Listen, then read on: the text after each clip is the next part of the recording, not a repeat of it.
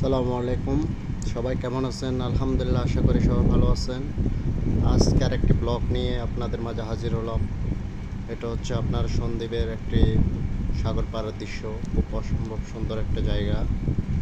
তো সবাই আমার ভিডিওটা কমেন্ট করেন, বেশি বেশি শেয়ার ও লাইক করেন।